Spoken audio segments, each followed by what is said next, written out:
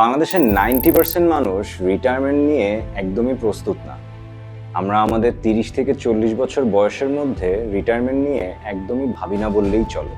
যাদের ভালো সেভিংস নেই অথবা রিটায়ারমেন্টের কোনো প্ল্যান নেই, তারা হয়তো অনেক বেশি বয়স পর্যন্ত কাজ করে অথবা নিজের ছেলেমেয়ের উপরে একদমই ডিপেন্ডেন্ট হয়ে থাকে।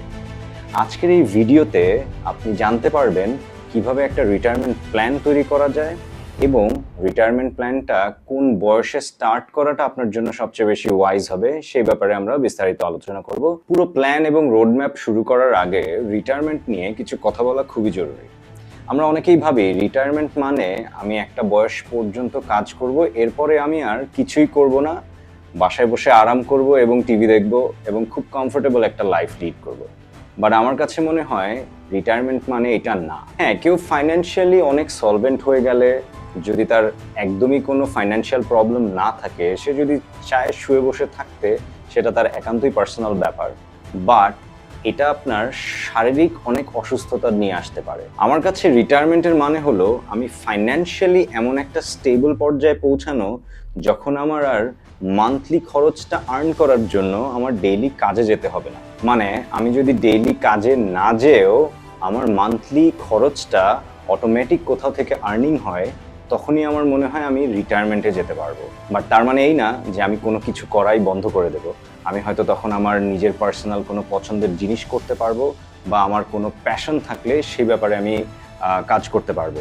সেটার সাথে যদি কোনো টাকা উপার্জন হয়, সেটাতে কোনো প্রবলেম নেই, সেটা অনেক ভালোই হতে পারে। এই যে বাংলাদেশের মাত্র 10% মানুষের রিটায়ারমেন্ট প্ল্যান আছে, বাকি 90%-এরই নাই, সেটার বেশ বড় বড় কিছু রিজন আছে। আমাদের দেশের অনেক প্যারেন্টসই ভাবেন শেষ বয়সে তাদের ছেলেমেয়েরা তাদের দেখবে।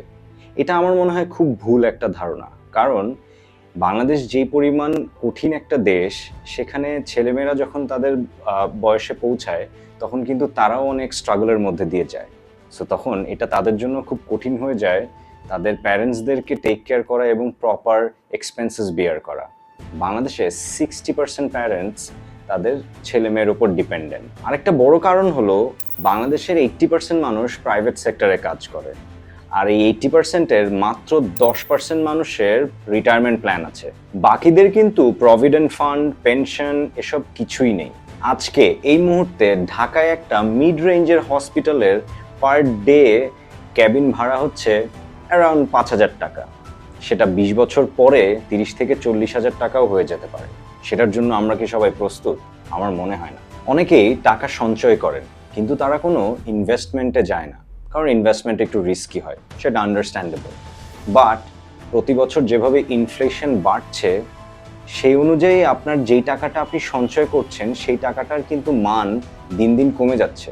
সো এভরি ইয়ার আপনি কিন্তু 6-7% ইনফ্লেশনের কারণে আপনার টাকা লুজ করছেন। এবার আসি, কত টাকা হলে আপনি রিটায়ারমেন্টে যেতে পারবেন? কত টাকা হলে রিটায়ারমেন্টে যেতে পারবেন, এই কোয়েশ্চেনটার অ্যান্সার খুবই ভ্যারিয়েবল। এটা পুরোপুরি ডিপেন্ড করে আপনার মাসিক কত টাকা খরচ হয়, পুরোপুরি এটার উপর। ধরুন আপনার মাসিক খরচ 50,000 টাকা।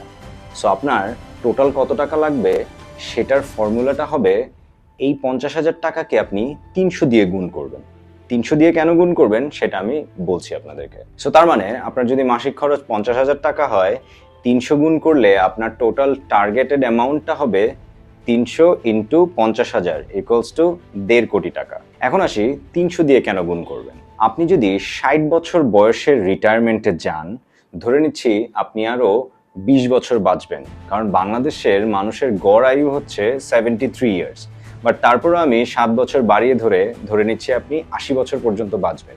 তার মানে আপনি রিটায়ারমেন্টে যাওয়ার পরও আরও 20 বছর বেঁচে থাকবেন, এবং এই 20 বছরের জন্য যত টাকা আপনার খরচ লাগবে সেই হিসাবটাই আমরা করব। সো যেহেতু আপনি আরও 20 বছর বেঁচে থাকবেন রিটায়ারমেন্টের পরে, তাহলে আসলে হিসাবটা হওয়া উচিত ছিল 20 ইন্টু 12 ইন্টু 50,000। কিন্তু 7% ইনফ্লেশন এবং মেডিকেল ইমার্জেন্সির খরচ সহ আরও 5 বছর মানে 60 মাসের এক্সট্রা এক্সপেন্সেসও আমরা ধরে রেখেছি এইখানে। এবার আসি, ইনফ্লেশনের কারণে আপনার 20 বছর পরে অ্যাকচুয়ালি কত টাকার মান্থলি খরচ গিয়ে দাঁড়াবে।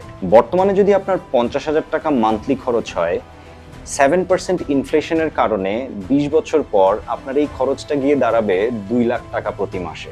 সো 20 বছর পর যদি মাসিক খরচ আপনার 2 লাখ টাকায় পৌঁছায়, তাহলে আপনার বাৎসরিক খরচ হবে 24 লাখ টাকা। মানে আপনার পরবর্তী আরো 20 বছর বেঁচে থাকার জন্য আপনার টোটাল খরচ হবে 4,80,00,000 টাকা।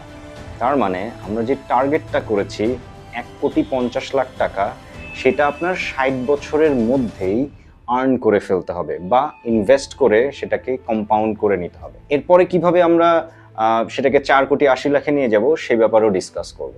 সো এখন আমরা আপনার মাসিক খরচ অনুযায়ী কত টাকা আপনার টার্গেট নিতে হবে রিটায়ারমেন্টে যাওয়ার জন্য সেটা পেয়েছি, এবং আপনার 20 বছর পরে কত টাকা ইনফ্লেটেড অ্যামাউন্ট হয়ে যাবে আপনার জীবিকা নির্বাহের জন্য সেই অ্যামাউন্টটাও পেয়েছি। এখন আমরা দেখব কিভাবে সেই অ্যামাউন্টটাতে আপনারা পৌঁছাতে পারবেন, কিভাবে এবং কখন থেকে স্টার্ট করে এই 1.5 কোটি টাকার ইনভেস্টমেন্টে আপনি পৌঁছাতে পারবেন। সেটার আগে আরেকটা খুব গুরুত্বপূর্ণ জিনিস নিয়ে আলোচনা করতে হবে, সেটা হচ্ছে ইমার্জেন্সি ফান্ড। আপনার 6 মাসে টোটাল যত টাকা খরচ হয়, মানে আপনার মাসিক খরচ 50,000 হিসাবে 6 মাসে আপনার টোটাল খরচ হবে 3 লাখ টাকা। সেই অ্যামাউন্টটাকে আপনি একদম সেফ একটা ইনভেস্টমেন্ট টুল যেমন এফডিআর এর মাধ্যমে ইনভেস্ট করে রাখতে পারেন। যে কোনো ব্যাংকে আপনি যদি 6% ইন্টারেস্ট রেটে এফডিআর করে রাখেন, তাহলে 20 বছর পর এই 3 লাখ টাকা হয়ে যাবে 9.6 লাখ টাকা। আপনি যদি হঠাৎ করে জবলেস হয়ে যান অথবা আপনার যদি কোনো মেডিকেল ইমার্জেন্সি আসে, তখন এই ইমার্জেন্সি ফান্ডটা আপনাকে অনেক বেশি হেল্প করতে পারে এবং আপনার ওই ইনভেস্টমেন্টটা আপনার টাচ করতে হবে না। ফাইনালি এবার আমরা কি কি উপায়ে ইনভেস্ট করে আপনি একটি আরামদায়ক রিটায়ারমেন্টে যেতে পারবেন সেই টুলগুলো নিয়ে আলোচনা করব। রিটায়ারমেন্ট প্ল্যানিং এর জন্য ইনভেস্টমেন্ট টুল সিলেক্ট করার সময় আপনার অবশ্যই কিছু জিনিস ইম্পর্টেন্ট মাথায় রাখতে হবে। যেমন যেসব ইনভেস্টমেন্টে রিটার্ন হাই, সেগুলোর রিস্কও কিন্তু একটু বেশি হয়। সো আপনার এমন জায়গায় ইনভেস্ট করতে হবে যেগুলোতে রিস্ক একদমই কম বাট রিটার্ন মোটামুটিভাবে বেশি। আরেকটা ব্যাপার হলো, কোনো একটা জায়গায় সব ইনভেস্টমেন্ট না করাটাই ওয়াইজ। আপনি যদি আপনার পোর্টফোলিও ডাইভার্সিফাই করে কয়েকটা টুল ইউজ করেন ইনভেস্টমেন্টের জন্য, সেটা আপনার জন্য লাভজনক হতে পারে। বাংলাদেশে 3টা খুবই জনপ্রিয় এবং সেফ বিনিয়োগের মাধ্যম আছে, যেমন সঞ্চয়পত্র, মিউচুয়াল ফান্ড এবং ব্যাংকের এফডিআর। এছাড়াও আপনি ল্যান্ড এবং গোল্ডে ইনভেস্ট করতে পারেন, বাট যারা চাকরিজীবী তারা হয়তো প্রতি মাসে কিছু টাকা জমিয়ে বা কিছু টাকা ইনভেস্ট করে ল্যান্ড অথবা গোল্ড কেনাটা একটু ডিফিকাল্ট হতে পারে। আপনি যদি শুধু সঞ্চয়পত্রে ইনভেস্ট করেন, তাহলে পরিবার সঞ্চয়পত্রে গড়ে 11% রিটার্ন রেট পেতে পারেন। আর আপনি যদি 40 বছর বয়সে এই 11% রিটার্ন রেটে ইনভেস্টমেন্ট স্টার্ট করেন, তাহলে 20 বছরে 1.5 কোটি টাকা অর্জন করতে আপনার মাসে 37,000 টাকা করে ইনভেস্ট করতে হবে। আর শুধু যদি মিউচুয়াল ফান্ডে আপনি ইনভেস্ট করেন 12% ইন্টারেস্ট রেটে, আপনি 20 বছরে 32,000 টাকা করে ইনভেস্ট করলে 1.5 কোটি টাকায় পৌঁছাতে পারবেন। আর শুধু যদি এফডিআর এ আপনি ইনভেস্ট করতে চান 8% রিটার্ন রেটে, আপনি মাসে 45,000 টাকা ইনভেস্ট করতে হবে 20 বছরে 1.5 কোটি টাকায় পৌঁছানোর জন্য। ওকে, সো এবার ধরে নিচ্ছি আপনি রিটায়ারমেন্টের বয়সে চলে এসেছেন, আপনার বয়স 60 বছর এবং আপনি এখন রিটায়ারমেন্টের জন্য প্রস্তুত, এবং আপনি যেই প্ল্যান করেছেন সেই অনুযায়ী গত 20 বছরে আপনি যেই সেভিংস এবং ইনভেস্টমেন্ট করেছেন সেটা দিয়ে আপনার কাছে এখন 1.5 কোটি টাকাও হয়ে গিয়েছে। কিন্তু আপনি যদি আপনার এই 20 বছর পুরনো লাইফস্টাইলটাকে এখনো রাখতে চান, তাহলে কিন্তু আপনার এখন মাসিক খরচ হয়ে যাবে 2 লাখ টাকা। সো 2 লাখ টাকা করে আপনার মাসিক যদি খরচ হয় এবং আপনি এই 1.5 কোটি টাকা থেকেই যদি 2 লাখ করে খরচ করতে থাকেন, সেটা আপনার অ্যারাউন্ড 6 বছরের মধ্যেই কিন্তু শেষ হয়ে যাবে। তাহলে এই 1.5 কোটি টাকাকে আপনার এমন কোথাও ইনভেস্ট করতে হবে যাতে আপনি আপনার মাসিক খরচ 2 লাখ টাকা করে রিটার্ন পান।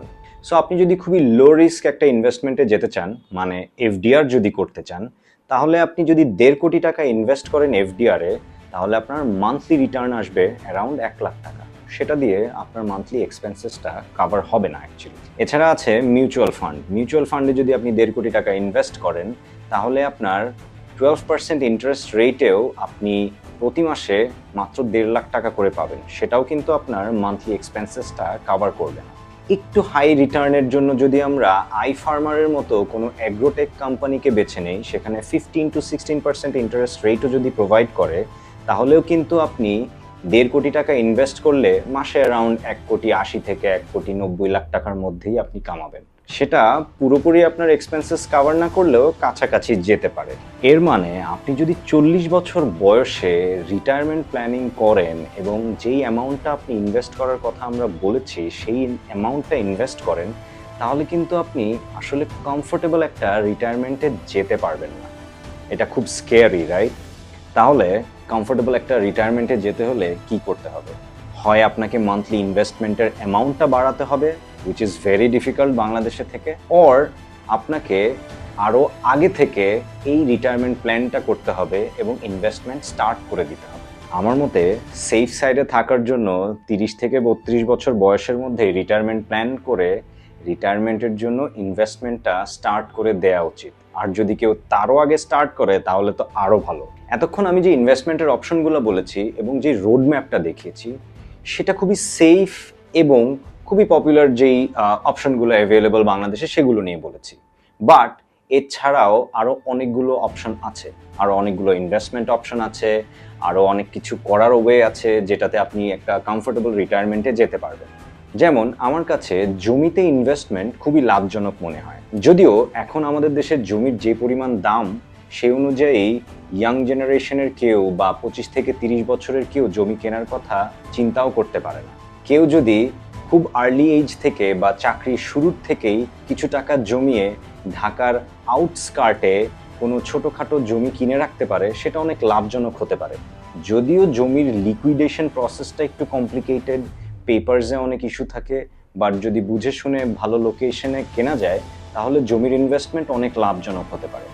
এছাড়াও ঢাকা এবং ঢাকার আশেপাশে অনেক জায়গাতেই এখন শেয়ারে জমি কেনার অনেক প্রসেস আছে, সেগুলোও খুব লাভজনক ওয়ে হতে পারে জমিতে ইনভেস্ট করার জন্য। এছাড়া গোল্ডেও ইনভেস্ট করা যায়। এখন বাংলাদেশে ফ্র্যাকশনাল গোল্ড কেনারও অনেক প্রসেস আছে, যেখানে আপনি খুব অল্প টাকার বিনিময়ে অল্প পরিমাণ গোল্ডও কিনতে পারবেন। বাংলাদেশে কমফোর্টেবল রিটায়ারমেন্ট খুব জটিল একটা প্রসেস, আর আপনি যদি এই জটিলতা থেকে বের হয়ে যেতে চান তাহলে আপনার অনেক আর্লি প্ল্যানিং করতে হবে এবং রাইট ওয়েতে ইনভেস্টমেন্টটা স্টার্ট করে দিতে হবে। খুবই কমপ্লিকেটেড এবং খুব স্কেরি একটা টপিক নিয়ে আমরা এতক্ষণ আলোচনা করেছি। আপনার যদি এই আলোচনা থেকে কোনো রকম হেল্প হয়ে থাকে তাহলে অবশ্যই আমাকে কমেন্ট করে জানাতে পারেন, এবং আপনার যদি কোনো কোয়েরি থাকে আমাকে সেটাও জানাতে পারেন। আর ভবিষ্যতে এরকম আর কি ভিডিও দেখতে চান সে ব্যাপারেও আমাকে জানাতে পারেন। দেখা হবে নেক্সট ভিডিওতে।